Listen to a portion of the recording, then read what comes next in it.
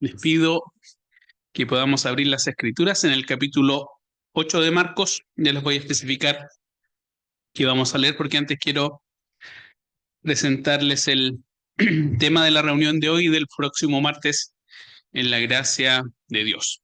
Quiero que en estos 2 martes podamos reflexionar sobre la muerte, en específico sobre Jesús y la muerte. Más en específico aún, no sobre la muerte de Jesús, sino la autoconciencia que Jesús tiene de su propia muerte. El tema de hoy va a ser la autoconciencia de Jesús respecto a su propia muerte, y el próximo martes, en la gracia de Dios, cómo ve Jesús la muerte de los otros. Dicho en otros términos, cómo lidia el Señor Jesús respecto a su propia muerte y cómo opera el Señor Jesús respecto a la muerte de los otros, y qué nos dice eso sobre lo que podríamos llamar acá la vida emocional del Señor Jesús. Ese es el tema entonces que quiero desarrollar junto a ustedes en estos 2 martes. El Señor Jesús y la autoconciencia de su propia muerte va a ser el tema que quiero escoger el día de hoy. Esto puede ser raro. Si usted va a alguna facultad de teología contemporánea, probablemente le vayan a hacer leer a ciertos autores que van a llegar a la conclusión de que en realidad los escritos de los evangelios no son tan fiables. Básicamente no podríamos deducir de ahí ninguna autoconciencia del Señor Jesús respecto a su propia muerte, sino más bien es algo que a Jesús mismo lo habría tomado de improviso, y que las reflexiones que dotaban de sentido a la muerte del Señor Jesús son construcciones ex post, hechas después de la muerte. Cuando las personas entendieron por qué había muerto el Señor Jesús, le confirieron un significado retrospectivo. Dicho en otros términos, para cierta teología liberal, el Señor Jesús lo pilló la muerte tan de improviso como nos pillaría a cualquiera de nosotros, si no tuvo ningún sentido para él. Habría que buscarlo después. Y por lo tanto murió en la cruz como cualquier otra persona más, sino que fueron los seguidores de él y sus discípulos quienes reconstruyeron o le confirieron a ese acto un sentido, que es posterior, y que el Señor Jesús insistiría en esta dimensión. Murió como cualquier persona, sin saber por qué murió. La muerte lo toma de sorpresa. Claramente, ninguno de nosotros, espero acá, tiene esa percepción sobre la muerte del Señor Jesús. Sin embargo, aun cuando nosotros no pensemos así de la muerte del Señor Jesús, esto es que su muerte no tuvo ningún propósito, quería remarcar algunas cosas que hacen que la muerte del Señor Jesús, en un sentido más amplio, es radicalmente distinta a cómo nosotros experimentamos la muerte. Pienso en lo siguiente, hermanas y amigos. La única certeza que tenemos nosotros desde el momento en que nacemos es que vamos a morir. No sabemos nada más. En realidad toda nuestra vida es una incógnita tras incógnita, salvo que tenemos una pura certeza, es que todos nosotros vamos a morir. No sabemos cómo, no sabemos cuándo, salvo algunos casos de enfermedades excepcionales, no sabemos ni cómo, ni cuándo, ni sobre todo, y esto es lo más importante, si nuestra vida va a cumplir algún tipo de propósito, si nuestra muerte puede estar revestida de algún tipo de sentido. Ha pasado un mes y todavía me sigue impresionando cada vez que voy por la calle esa micro que se cayó por Chiguayante. Un adolescente, un joven y una persona de más de 60 morir. ¿Tuvo algún sentido, algún propósito? Ellos sabían que iban a morir, cada una de las personas sabe que iba a morir. No sabían que iban a morir ese día ni de esa manera, y probablemente ninguna de esas muertes haya tenido ningún tipo de propósito. Podrían ser consideradas en ese sentido muertes absurdas, carentes de sentido.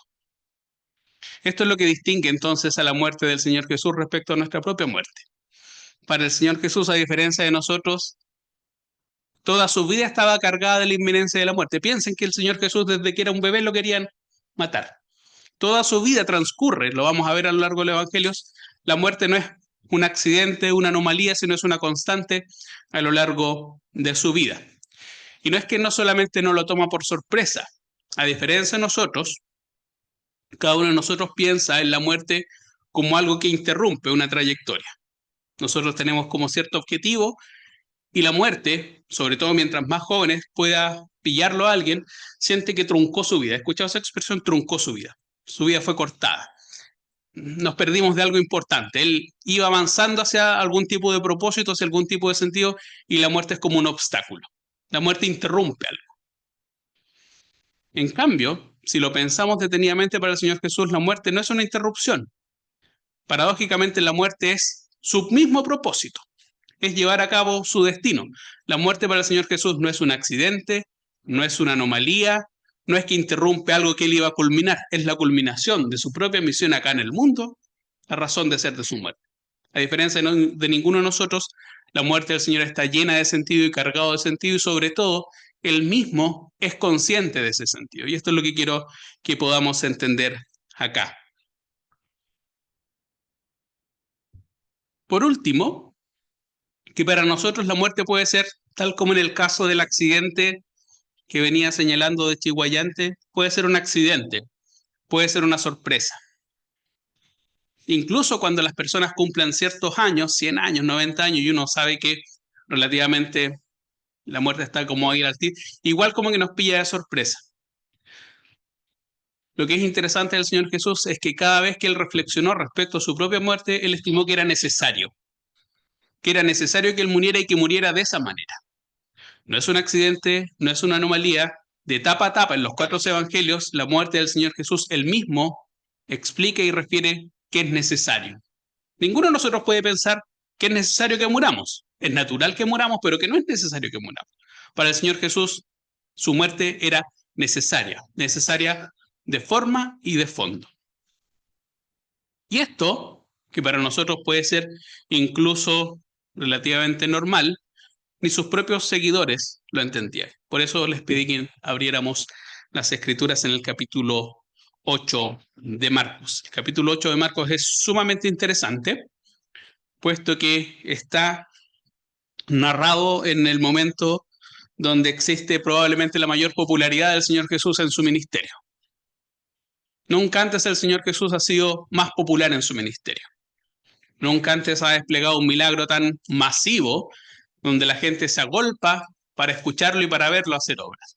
De tal manera que él en algún momento decide predicar en una barca para que las personas no se apiñen de la.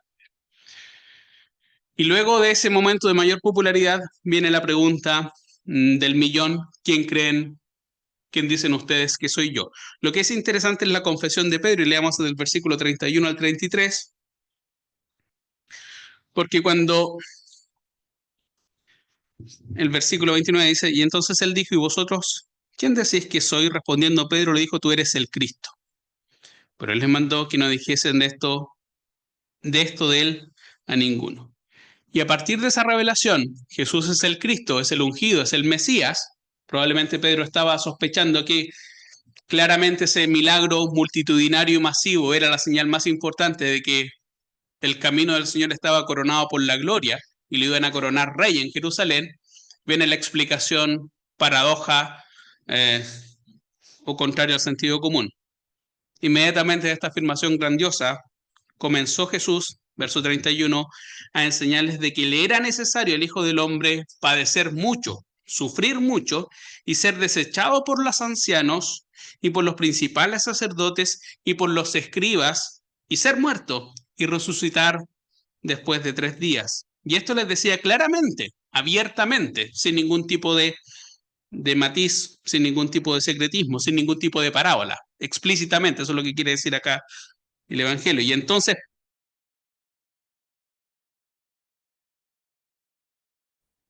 pero él, volviéndose y mirando a sus discípulos, reprendió a Pedro diciendo, quítate delante de mí, Satanás, porque no pones la mira en las cosas de Dios, sino en las de los hombres. En otros versículos paralelos, la idea de que Jesús es necesario que muera y que muera de esa manera lleva a Pedro a una especie de shock.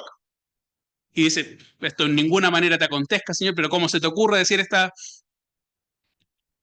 Nosotros pensamos, y esto es natural que así lo pensemos, porque si cualquiera de nosotros ha leído un evangelio que narra la vida del Señor Jesús, los 33 años de la vida del Señor Jesús tienen una asimetría en términos de su presencia en el evangelio. Es la última semana del Señor Jesús, en general ocupa 1/3 del porcentaje de los evangelios. Parece que esa última semana del Señor Jesús es más importante que sus 33 años anteriores. Es decir, que todos los evangelios están encaminados y están orientados hacia el momento de la cruz. Pero los discípulos no entienden que la cruz es necesaria y que el hecho de que el Señor Jesús sea Mesías implica necesaria y forzosamente la muerte. Y cuando su mayor cercano, aquel que mismo había tenido la clarividencia para revelarlo a él como el Cristo, inmediatamente es reconvenido por el Señor Jesús como Satanás, cuando le dice que no, la muerte no. Eso sí que no. La muerte para el Señor Jesús es necesaria, es forzosa, es el cumplimiento de su destino, es el cumplimiento de su misión. Y eso no lo entienden sus más cercanos, ni siquiera el líder de sus discípulos. Y quiero que entendamos eso. El Señor Jesús es plenamente consciente de la necesidad de su muerte y del propósito que encierra su muerte, y eso no lo entienden ni siquiera sus más cercanos. Sin embargo, ahora vamos a ir al Evangelio de Juan, donde queda más clara esta idea, creo yo, de la autoconciencia del Señor Jesús respecto a su muerte, es en el Evangelio de Juan a través de una expresión que es muy breve, pero que aparece desperdigada. A medida que uno va avanzando en el Evangelio de Juan, aparece a cada rato una expresión que vale la pena considerar. La idea de la hora. El Señor Jesús y el evangelista Juan, a lo largo de todo el Evangelio, dicen: aún no ha llegado mi hora, aún no ha llegado mi hora, aún no ha llegado mi hora, aún no ha llegado mi hora. No es como cuando me imagino que en algún momento cercano a las 8 ustedes van diciendo: a este ya se le terminó la hora. Yo podría decir que mi hora tiene un sentido puramente cronológico. Mi hora es 2 para las 8. Yo nunca me paso. A las 8 termino sí o sí. Pueden estar seguros de eso. Pero cuando Juan habla de la hora, que ha llegado la hora, no está pensando bajo ninguna circunstancia en una medida cronológica del tiempo. Está pensando en un tiempo cargado de un sentido especial. La hora tiene que ver con un destino que en algún momento se va a realizar. Y todo el Evangelio de Juan tiene que ver con cómo se va desarrollando esa idea de cuándo es la hora del Señor Jesús. ¿Cuándo es la hora del Señor Jesús? La primera vez que aparece eso está al inicio del ministerio público. Acompáñeme, o si quiere lo lee, pero vamos a ir avanzando capítulo a capítulo hasta llegar al momento más importante de cómo se va develando, cómo se va revelando, en qué consiste la hora del Señor Jesús. Capítulo 2 es el incidente de las bodas de Caná de Galilea. Entendemos ahí que en esa fiesta los matrimonios judíos duran mucho tiempo, duran muchos días, y se les acaba el vino relativamente pronto. Y aparece en escena María, madre de Jesús, y en el versículo 2:3 le dice: no tienen vino. Le da a entender que por favor necesitamos que al inicio de tu ministerio público obres algún tipo de milagro. Y lo que responde el Señor Jesús parcamente en el versículo 4 es: ¿qué tienes conmigo, mujer? Aún no ha venido mi hora. Todavía no es mi tiempo. Todavía no es mi tiempo. Versículo 7. Sus hermanos. Esto va de alguna manera expandiéndose. Primero es un diálogo más bien, podríamos decir, íntimo con la madre, y después son los hermanos. Incredulidad de los hermanos de Jesús, dice el versículo ahí. Versículo 7-8. Los hermanos le insisten al Señor Jesús que demuestre su poder, que demuestre de alguna manera su capacidad milagrosa, que haga algún tipo de señal portentosa para que las personas crean. Desde el versículo 8 del capítulo 7, subid vosotros a la fiesta, y yo no subo todavía a esa fiesta porque mi tiempo aún no se ha cumplido, aún no ha llegado mi hora. Ese momento de manifestación todavía no llega, todavía no llega. Versículo 30 del mismo capítulo.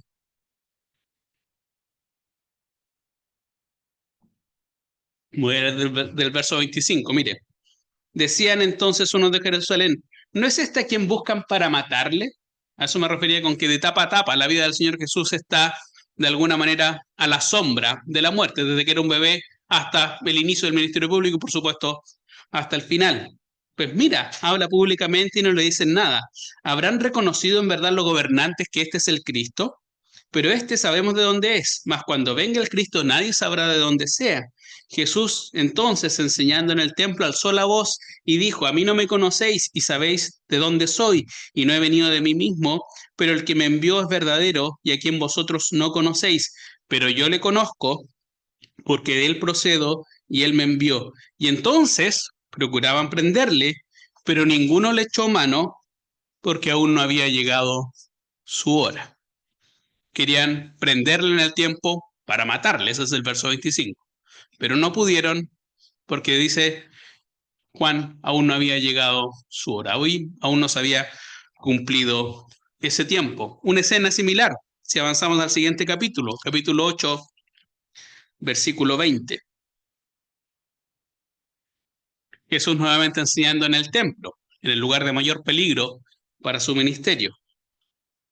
Verso 19, ellos le dijeron, ¿dónde está tu padre? Respondió Jesús, ni a mí me conocéis, ni a mi padre. Si a mí me conocieseis, también a mi padre conoceríais. Y estas palabras habló Jesús en el lugar de las ofrendas, enseñando en el templo, y nadie le prendió porque aún no había llegado su hora. Querían nuevamente prenderlo para matarle, pero no aconteció porque aún no había llegado su hora. Juan 12.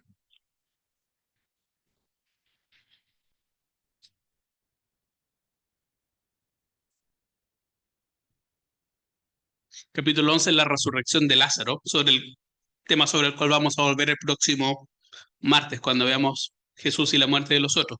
Pero quiero apuntar acá las expectativas de los discípulos. El Señor Jesús ha hecho un milagro portentoso, ha resucitado un muerto bien muerto, y lo espera la entrada en Jerusalén.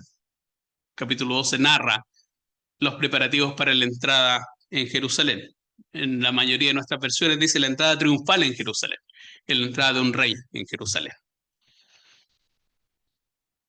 Y probablemente los discípulos que no entienden que ser Mesías es padecer la muerte, porque es necesario, y no ser coronado como un rey, están pensando que ahora al fin va a ser manifestado su tiempo, su hora. Su hora es ser coronado como rey en Jerusalén. Dice el verso 27.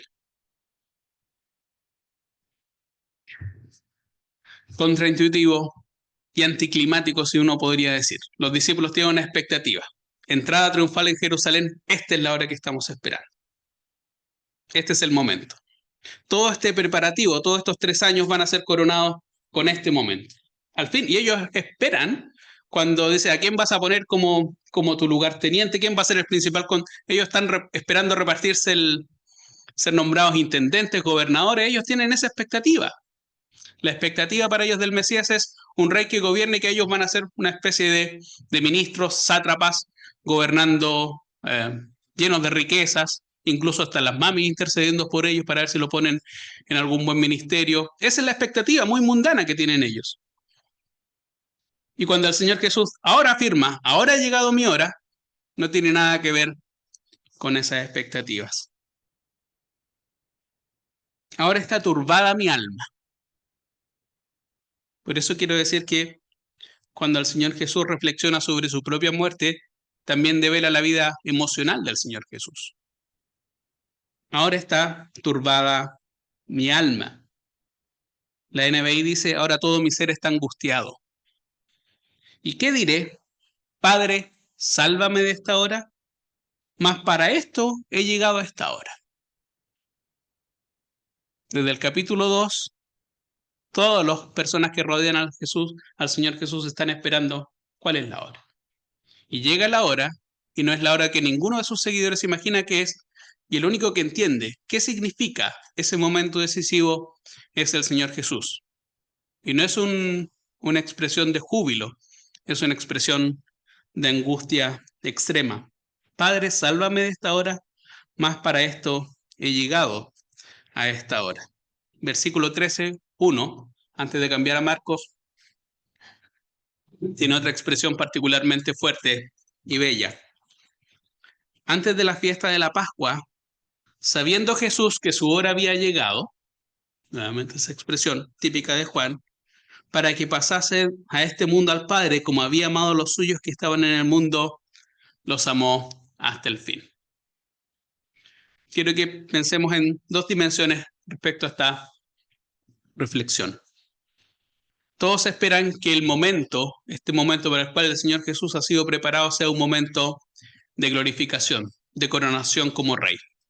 Alguien que entra triunfalmente a Jerusalén, con una popularidad nunca antes vista. Pero el Señor Jesús mezcla esa autopercepción de lo que significa su hora asociada a la muerte con dos dimensiones emocionales. La primera de ellas es sentir una angustia impresionante que consume su ser. Padre, sálvame de esta hora, más para esto he llegado a esta hora. Pero al mismo tiempo, en el versículo 1 del capítulo 13 hay otra dimensión emocional, que además de la obediencia al Padre, el valor y la fuerza, el coraje para hacer frente a esa hora, está impulsado también por un amor impresionante hacia nosotros.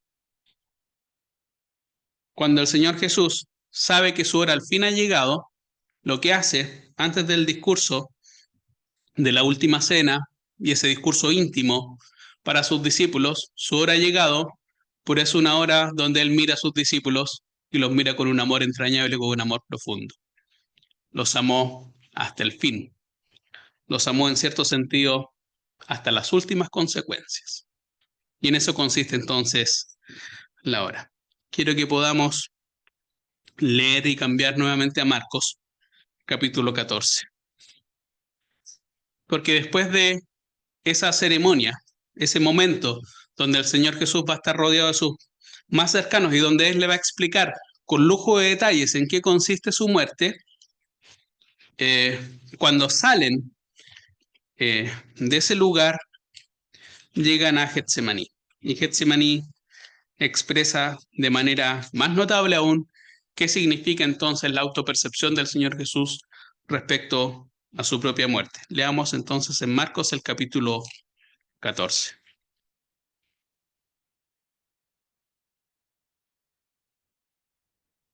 Digo que esto es interesante por lo siguiente, porque si usted sabe que va a morir,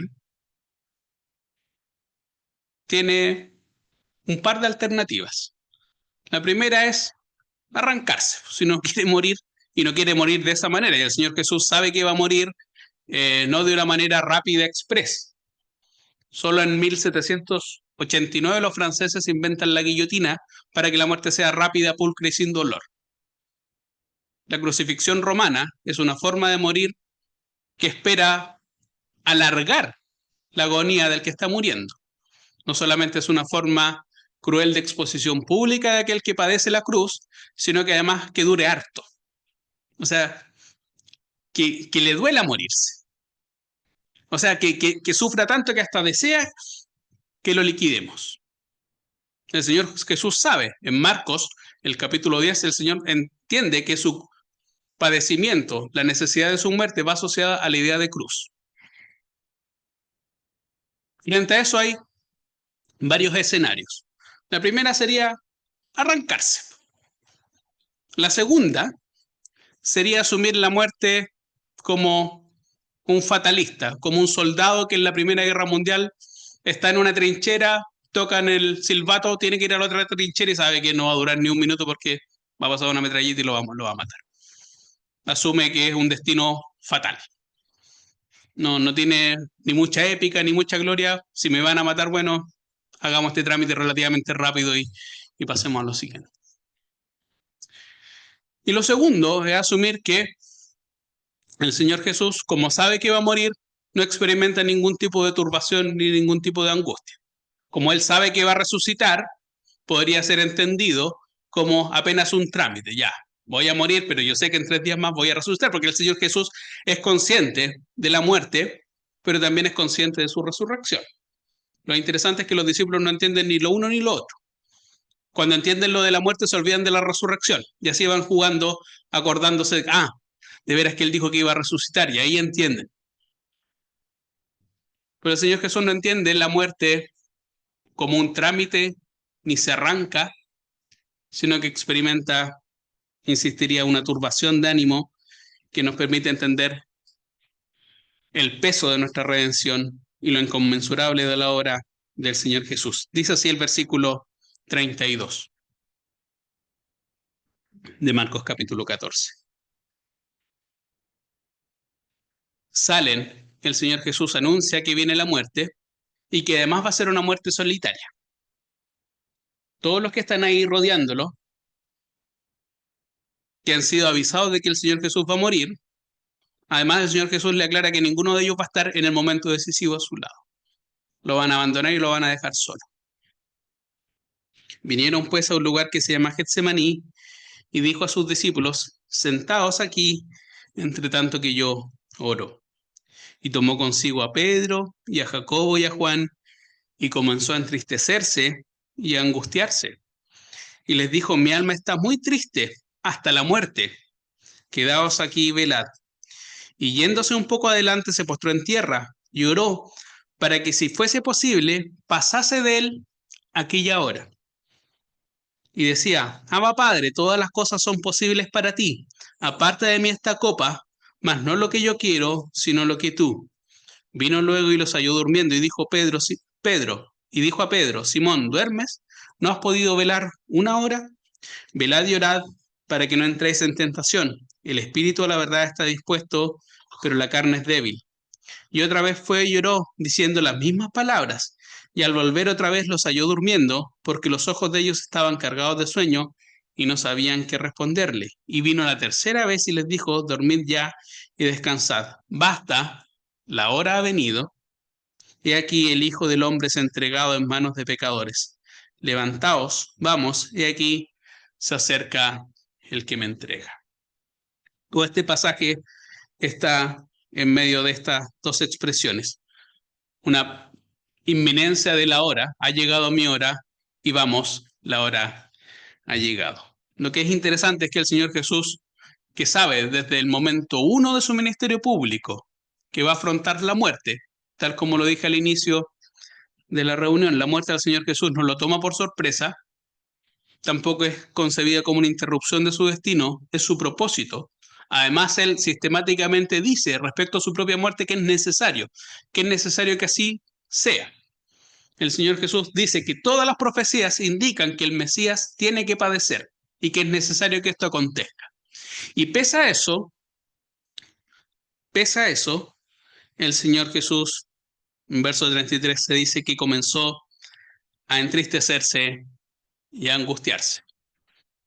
El que el Señor Jesús sepa que va a morir de esa manera y que además es necesario y que incluso Él tiene el poder para resucitar, no lo lleva a afrontar la muerte de manera impasible, como un acto mecánico, como un acto fatalista.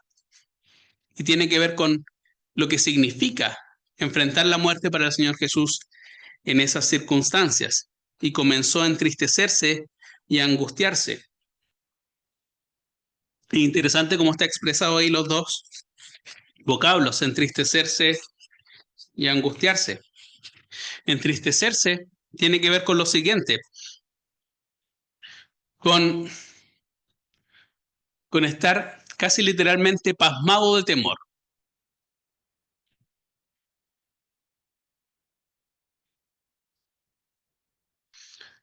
Entristecerse no es sentir penita, es como pucha, medio. No, entristecerse tiene un sentido mucho más fuerte, es quedar pasmado de temor, de un temor profundo que te deja paralogizado, que te deja helado, que te deja frío, sin capacidad de moverte, te deja atónito, te deja sin palabras, sin respuesta, inmóvil por el temor, paralizado por el temor. Y triste, el pasaje paralelo, porque esto está narrado tanto en Mateo como en Lucas, el pasaje paralelo de Mateo y de Lucas dice, además de triste, dice angustiado, y que tiene que ver con la noción de alguien que carga un peso enorme sobre sus hombros, un peso tan grande que te aplasta. El Señor Jesús está pasmado por el miedo, a la luz de Mateo y de Lucas, carga con un peso emocional sobre sus hombros que siente que lo aplasta, Cuando se dice que está triste, triste hasta la muerte, tiene que ver con la idea de una aflicción que lo rodea completamente. La idea de alguien que está sumido en una aflicción que mira para cualquier lado y no ve salida. Está totalmente rodeado. Está tan rodeado que siente que no hay ningún tipo de escapatoria.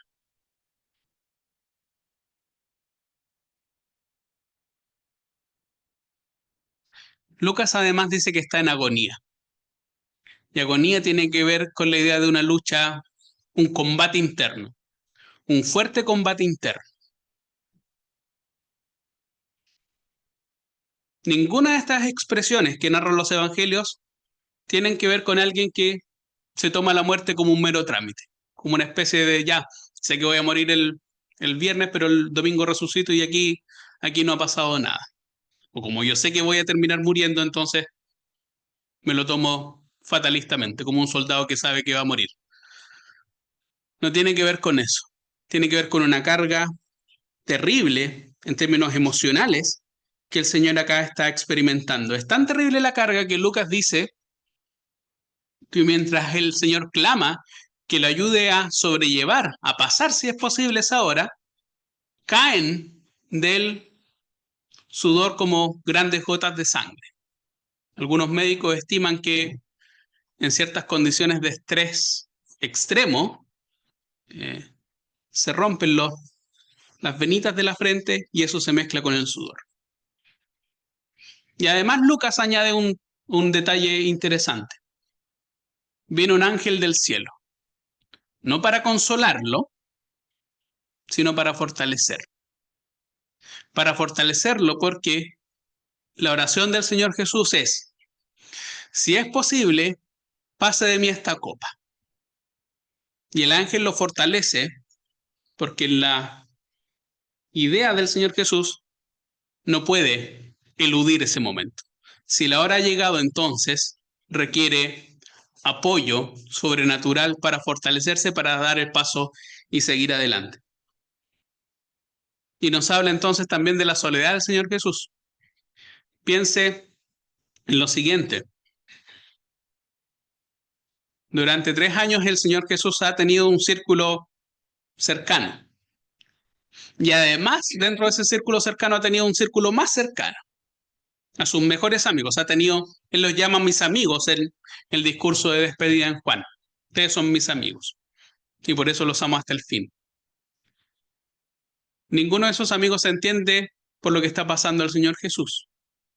Incluso cuando llama a sus amigos más cercanos para que lo acompañen, ninguno de ellos parece estar a la altura. Y probablemente no está a la altura porque no entienden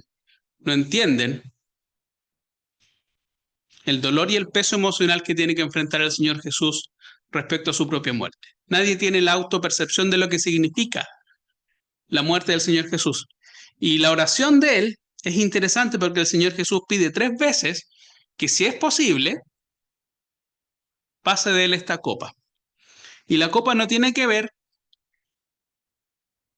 ya lo hemos explicado en otra ocasión, ni con los sufrimientos físicos, no tiene que ver ni siquiera con el abandono, no tiene que ver con ninguna decisión, sino que el Señor Jesús es consciente que durante todo el Antiguo Testamento la idea de la copa simboliza, esto está en Job 21:20, Salmo 75, Isaías 51, Ezequiel 23, Jeremías 25. Si usted lee esos pasajes, la copa tiene que ver con la ira de Dios, cuando se derrama la ira de Dios contra los pecadores.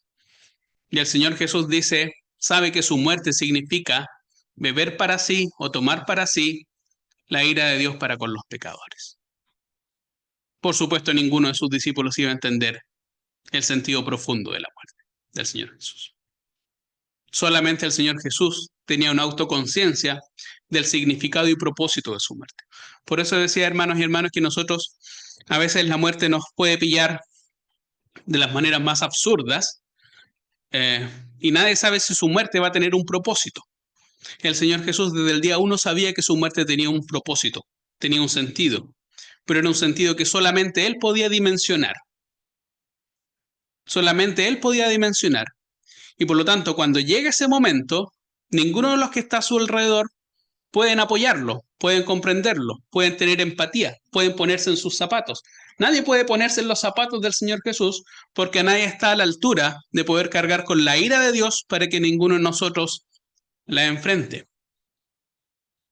Y después de rogar y después de interceder y de repetir sistemáticamente, pero si no es posible, si efectivamente es necesario que el Cristo padezca de esta manera, hágase tu voluntad. Y el significado entonces es que el Señor Jesús, después de esa oración, cuando dicen, basta ya, la hora ha llegado, acepta la cruz y acepta ese destino.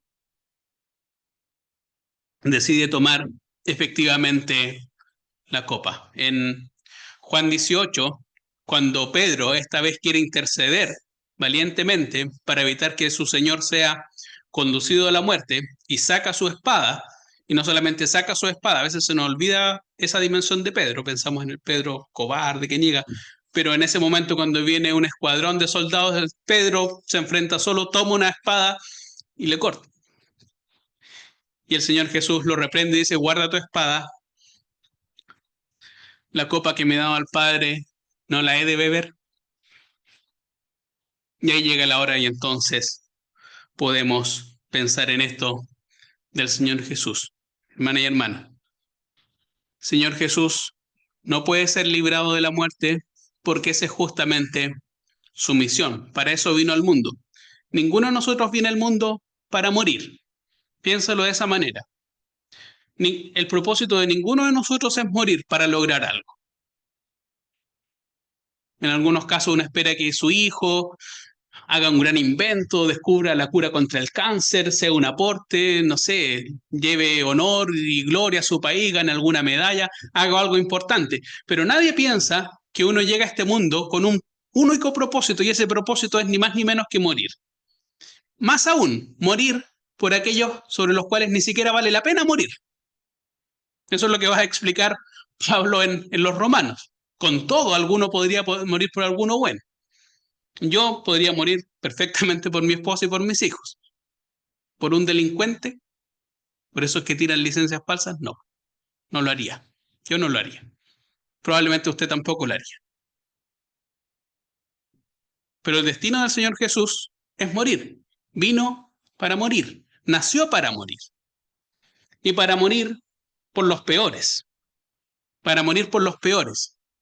Por eso nadie entiende, por eso nadie puede tener la conciencia que el Señor Jesús tiene respecto a su propia muerte. Por eso nadie entiende que la muerte no es un azar, la muerte no es una especie de anomalía, no es un accidente que se topa en el camino, sino es algo que está profundamente vinculado a su destino y que es necesario y es forzoso que sea así.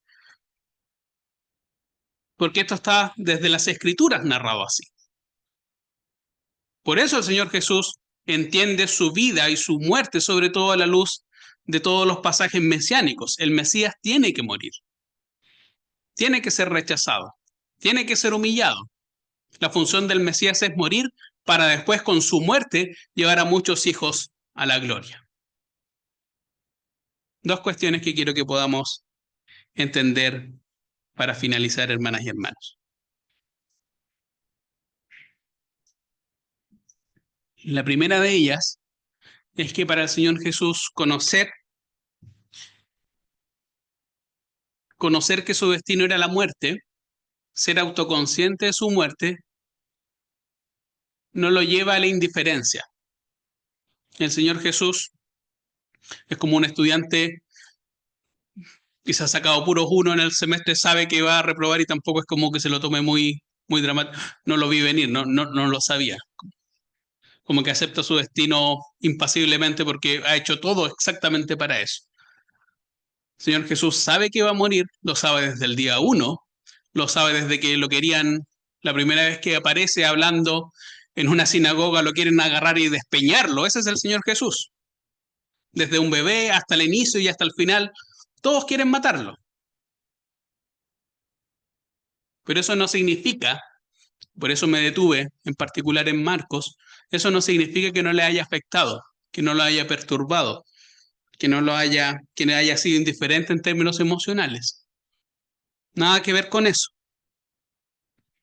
Como alguien que representa un drama desapasionado, alguien que actúa una obra de teatro sabiendo que está representando algo, pero que no le afecta en términos vitales ni en términos existenciales, jugando un rol que no lo involucra, desempeñando un papel en el sentido fuerte de los términos teatrales. Alguien que representa algo, pero que sabe que no es él, que está poniendo una especie de representación de su figura ahí. Y tampoco asume su muerte con una actitud fatalista. Que sea inevitable, insistiría en este punto, no significa que no le haya importado, no significa que no le haya pesado, no significa que él le haya pesadumbrado, no significa que no se haya angustiado hasta la muerte. Significa todo eso, porque en su humanidad, y afirmamos en esta asamblea que Jesús es perfecto Dios y perfecto hombre, Jesús sintió el dolor y angustia de tener que cargar con mis pecados y con los tuyos en ese momento. Y por lo tanto, hermanas y hermanos, cuando pensemos en la cruz, no pensemos solamente, está bien que pensemos en eso, pero no solamente en los clavos, en las espinas, en los escupitajos, en los latigazos, en esas laceraciones.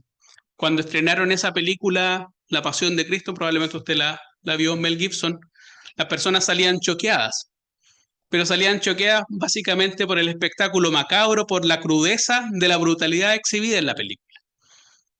Como si la muerte del Señor Jesús fuera un acto de tortura y no pasara más allá de eso. Como si al Señor Jesús lo que le hubiese horrorizado hubiesen sido los clavos y no la otra dimensión que nadie más ponderaba y que nadie más veía. Lo que quiero remarcar acá, hermanas y hermanos, es que el Señor Jesús pide que pase de él la copa, siente esa amargura, siente esa angustia, siente ese peso, no porque le tenga miedo a los latigazos. Eso es lo que las personas ven a simple vista. La cruz es un acto de tortura, qué terrible, pobrecito Jesús. Lo que nadie ve, ni sus discípulos podían entender, es que eso no es lo que aflige al Señor Jesús. Lo que aflige al Señor Jesús es saber que la muerte supone cargar sobre sí la ira de Dios, ver rota esa comunión perfecta con el Padre. Que el ser más puro sea ensuciado por los pecados más indecibles de nosotros. Eso es lo que conturba al Señor Jesús. Ahí reside la dimensión profunda de la autoconciencia de Jesús sobre su muerte. Y que nosotros, sobre todo nosotros, a este lado de la historia, podemos ya mirar más claramente. A diferencia de los discípulos que no lo entendían, nosotros sí podemos entenderlo, hermanas y hermanos. Por lo tanto, cuando meditemos en la cruz y pensemos en la cruz, no pensemos solamente en el dolor físico, que sí, es real, como fue real para 200 personas antes del Señor Jesús y lo siguió siendo por miles de personas más que como el Señor Jesús padecieron la cruz. Pero ninguno de ellos afrontó la cruz con esta dimensión. Y eso es lo que quiero que nosotros podamos aquilatar. Eso es lo que conturba al Señor Jesús, perturba, perdón, al Señor Jesús. Y lo segundo, y por esto es que yo amo intensamente a mi Salvador, es que afrontó ese destino, hermana y hermano. Es decir, en lugar de huir, en lugar de arrancar, en lugar de saber que era necesario e inevitable, él pide fuerza no para arrancarse ni para huir, sino para hacer frente. Él conociendo Isaías 53, que el siervo iba a ser escarnecido, humillado, despreciado, torturado, tal como dice Isaías, puso su rostro como pedernal. Tal como cuando él sabe que va a ir a Jerusalén y todos sus discípulos esperan que vaya a Jerusalén para ser coronado como rey, él sabe que Jerusalén representa la cruz y la muerte. Y entonces, dice Lucas, él afirma su rostro para ir a Jerusalén. Él sigue adelante hasta las últimas consecuencias. Y cuando se cumplió su tiempo, él afronta su tiempo. Y por lo tanto, por eso me detuve en Juan 13, porque cuando llegó la hora, en parte toma las fuerzas para afrontar esa hora, ese momento decisivo cumpliendo la voluntad del Padre como hijo obediente. Por lo que padeció, aprendió la obediencia, dice Hebreo, refiriéndose a ese pasaje. Pero hay otra dimensión de fortaleza emocional para el Señor Jesús ahí. Y es que cuando Él mira a sus discípulos anunciándoles la muerte, dice que los amó y los amó hasta el fin. Y cada vez que pensemos entonces en la conciencia del Señor Jesús respecto a su propia muerte, sabemos que Él lo hizo no en abstracto, sino lo hizo porque nos amó y nos amó hasta el fin. Esto es, hasta las últimas consecuencias. Por eso pedí el himno número 2, el que cantamos. Amigo tengo, porque Él dice, pero Él no cedió ni vaciló. Todo el himno ese habla de la muerte del Señor Jesús. Todo ese himno habla sobre la tortura del Señor Jesús. Pero en el momento decisivo, en lugar de abandonar, en lugar de renunciar, en lugar de darnos las espaldas, Él avanzó. Él no cedió ni vaciló y por eso le honramos y por eso le amamos porque Él nos amó primero y nos amó de una manera en la cual nadie nos ha amado. Nos amó hasta el fin. Esto es, hasta las últimas consecuencias. Que el Señor bendiga su palabra.